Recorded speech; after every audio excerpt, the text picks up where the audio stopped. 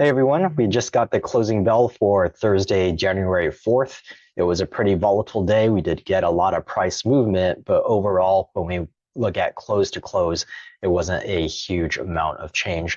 But we did get some really interesting price action and some interesting developments from a larger perspective view.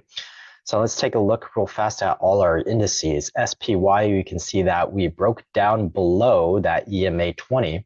We traded as high as the EMA 8, but we closed at the lows, I think almost exactly at the lows, or just a tiny bit above the lows, and we are below that EMA 20. So that is significant. That means that there's a very, very high chance we're going all the way down to this purple line right here. So we're officially now going to believe in the pullback, and we're going to believe that it's going to come at least to this purple line. So we should be positioned accordingly. So on a portfolio basis, still mostly neutral, but maybe slightly to the short side. Yesterday, we were saying neutral with being prepared to go to the short side. And today we are now slightly bearish of neutral. So when we look at our QQQ, you can see that we continued to move lower. So even though we traded up, we closed again near the lows. And this is definitely headed down towards this blue line. So we are getting that pullback in the text.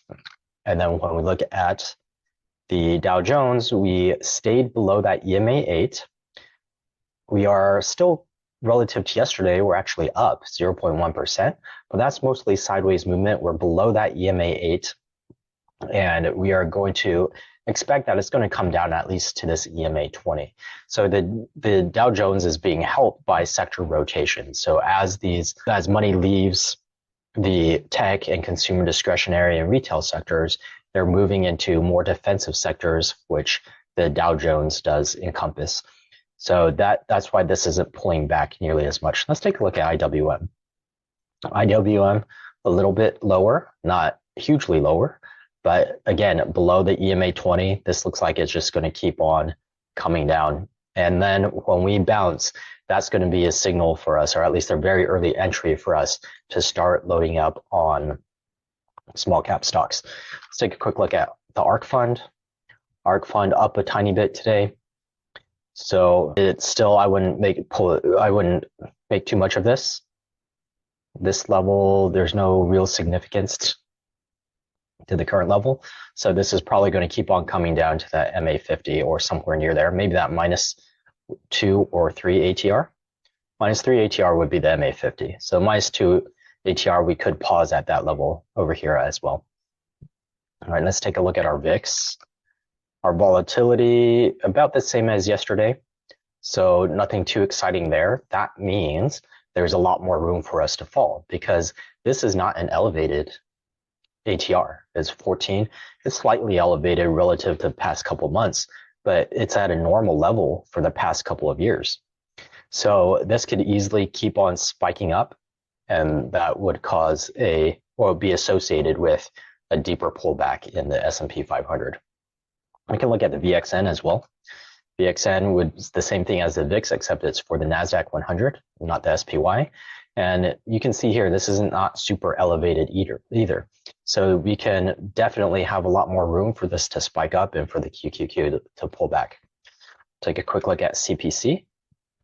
CPC at 1.05, so the put to call ratio. We're not quite at significant levels. We're getting there. 110 would be a more significant level for us. So once we see that go too high, then we can see maybe a little bit of a bounce. But even if we get that bounce, I believe it would just be temporary. We still need to come and pull back even more. It's sort of like, we get it in QQQ, DIA. No, we didn't really see it recently. But in any case, if we get a bounce, it just would be a tiny bounce. We still need to finish this pullback process. So in terms of how the day developed, it was really interesting because these are the lines that we drew this morning. And what we said was that, hey, the likely direction, since we're opening with a bit of a gap down, was that we would trade up to either the VWAP or this purple line. So we did trade up to the VWAP, and then we traded back down to this bottom purple line, traded back up again, down to this purple line.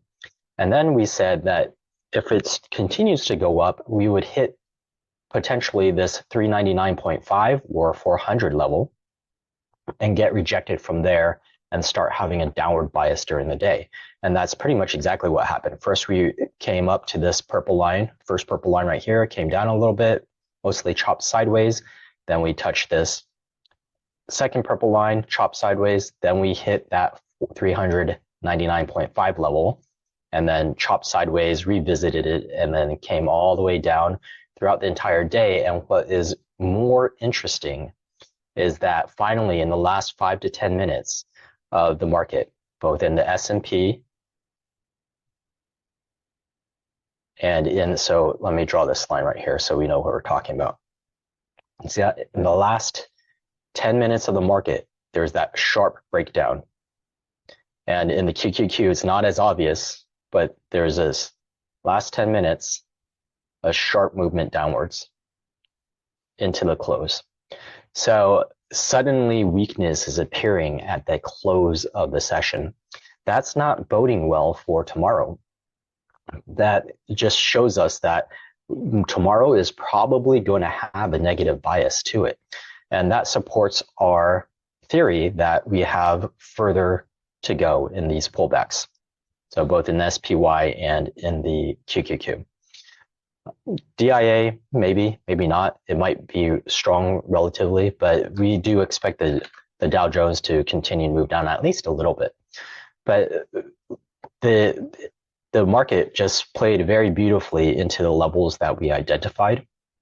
And so this market is not as random as you might believe. There are definitely levels and patterns to the way it's being traded. And if we can identify before the session even starts, that can really help you guide the timing of your trading. So for example, if I wanted to go into puts today, if I identified last night that I wanted to go into puts, then I would have waited until this index traded up to that 399.5 level. And once I saw it pausing right there and then get rejected, that's when I would enter my shorts. If I was entering longs, I would have started right at the beginning of the day, where say, okay, I think there's an upward bias. I think we could go all the way up until this 399.5 level. So if I'm going to enter longs, I want to enter early on. So that's if you have the luxury of trading intraday.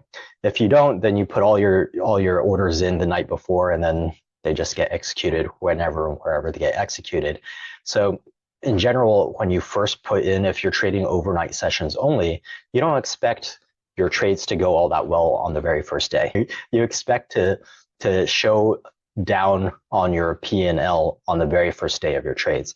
It takes a little bit of time for everything to adjust and then move in your favor.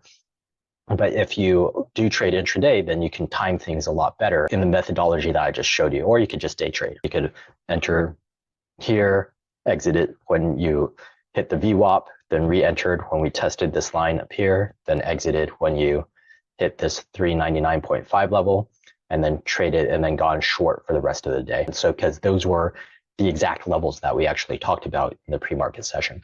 So that was definitely a viable strategy. That's not hindsight saying, oh, you could do this. We actually identified those levels very accurately in the morning.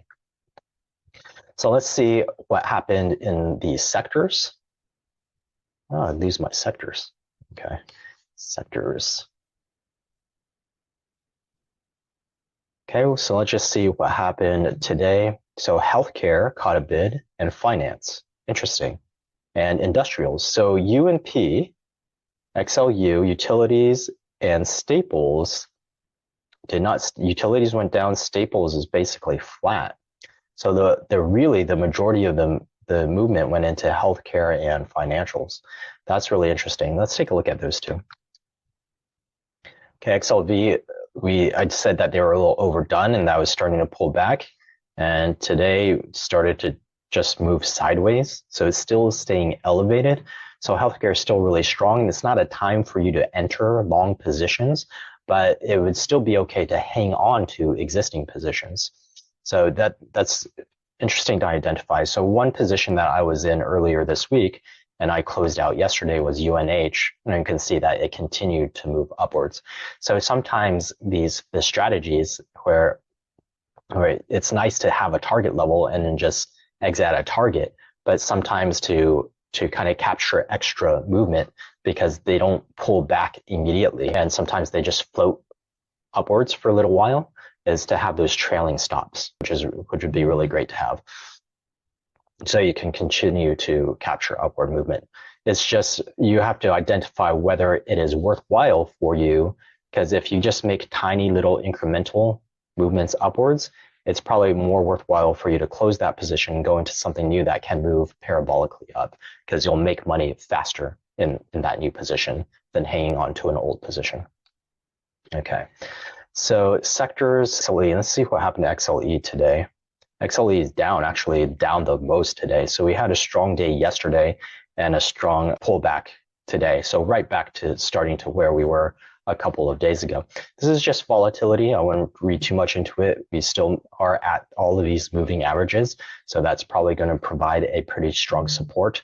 So if you went into energies today, I wouldn't worry about it at all, because you could get a very nice recovery in the next couple of days. Okay, so we're going to continue to focus on this defensive sectors, being long in those. Overall portfolio balance will be neutral or to slightly short. So you can either find weak sectors to short. That's going to be hard to identify because all the sectors were up so much that if they pull down a little bit, they still look strong. So it may be better to just kind of hedge.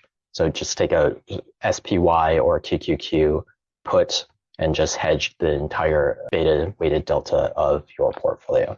So we'll see if we maintain this negative bias that we're seeing in the market by tomorrow morning, or if that goes away in the Asian and European markets. But for now, we're going to expect that it's going to continue to pull back. So that'll be it for today. And then have a wonderful rest of your day. I will see you tomorrow morning.